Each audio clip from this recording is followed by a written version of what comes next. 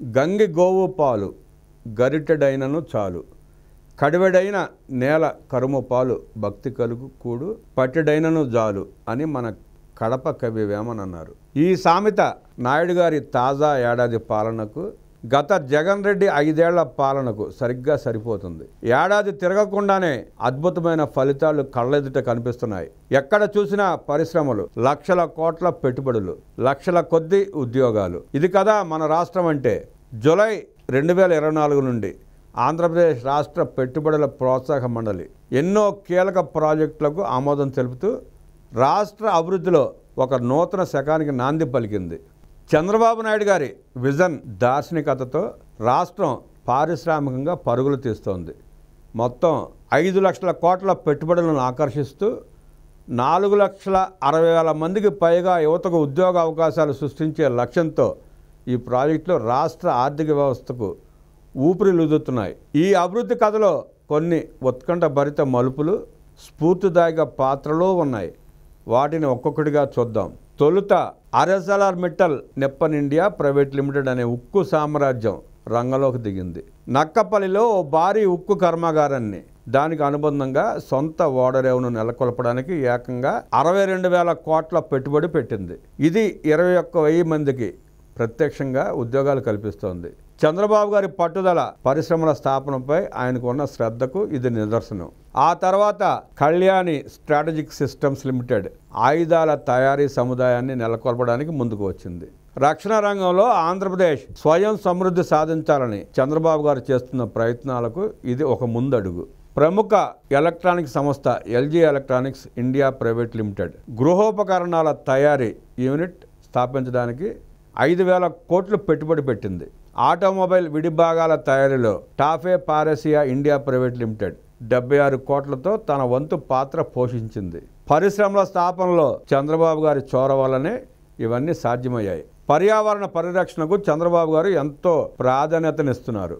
అందుకే గ్రీన్కో సోలార్ ఒక MP01 IREP private limited 500 మెగావాట్ల సౌర విద్యుత్ ప్రాజెక్టును 2,000 కోట్లతో ప్రారంభించింది.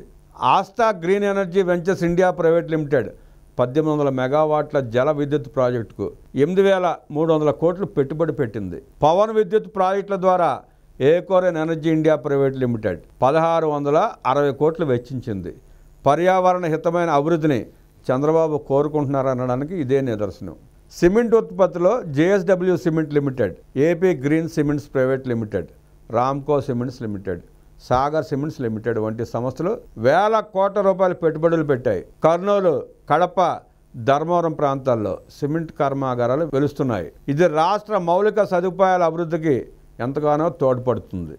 ఇథనాల్ ఉత్పత్తి రంగంలో KPR sugar mills, Shreya sugars, Ashwini biotech, Sai Priya sugars, SVR sugars, Annapurna sugars వంటి అనేక సంస్థలు పోటీ పడుతున్నాయి. పశ్చిమ గోదావరి, తూర్పు గోదావరి, అనకాపల్లి, చిత్తూరు జిల్లాల్లో ఇథనాల్ కర్మాగారాలు నెలకొల్పబడుతున్నాయి. ఇది రైతులకు మరియు వ్యవసాయ రంగానికి ఎంతో ఉపయోగపడుతుంది.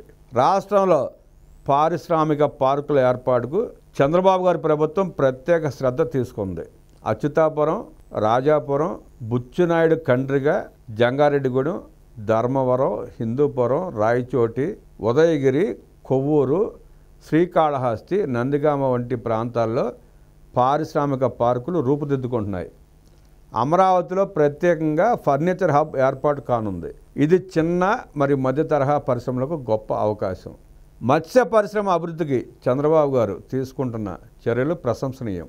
కాకినాడ, మచిలీపట్నం, నిజాంపట్నం, ఒంగోలు, బుడగట్లపాలెం, జువ్వలదిన్నె, కొత్తూరు వంటి ప్రాంతాల్లో ఫిషింగ్ హార్బర్ల ఆధునీకరణకు ప్రభుత్వం శ్రీకారం చుట్టింది. ఇది మత్స్యకారుల జీవితాల్లో వెలుగులు నింపుతుంది. ఎలక్ట్రానిక్స్ తయారీ రంగంలో ఆర్కాన్ electronics, Dixon technologies, Omnitech, rising star mobile, సన్వినా PLC, ఫోక్స్కాన్, వింగ్టెక్ మొబైల్ వంటి అంతర్జాతీయ సంస్థలు తిరుపతిని ఎలక్ట్రానిక్స్ హబ్గా మార్చేందుకు పోటీ పడుతున్నాయి. ఇది యువతకు సాంకేతిక పరిజ్ఞానం మరియు ఉద్యోగ అవకాశాలను అందిస్తుంది. పర్యాటక రంగంలో Bengal ultimate resorts, Sravanthi hotels, Varun hospitality వంటి సంస్థలు తిరుపతిలో అత్యాధునిక హోటళ్లను నిర్మిస్తున్నాయి. ఇది పర్యాటక రంగాన్ని ప్రోత్సహించడంతో పాటు స్థానికంగా ఉపాధి అవకాశాలు పెంచుతుంది.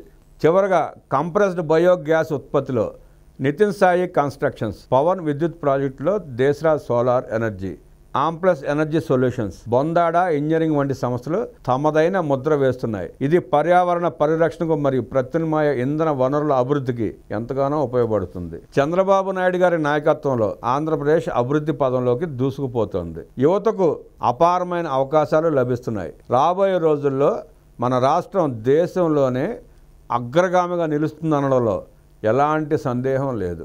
ఈ మధ్య వేలంవెరిగా గాడిద పాలు కూడా మాయమాటలు చెప్పి తాగించినట్లు 5 రూపాయల మార్కెటింగ్తో గాడిదల ఓనరు వినిపిస్తున్నారు. తస్మాత్ జాగ్రత్త ప్రజలారా. వైకాపా గాడిదల ఓనరింపులు పట్టించుకోబాకండి. రాష్ట్ర అభివృద్ధిని చూడండి.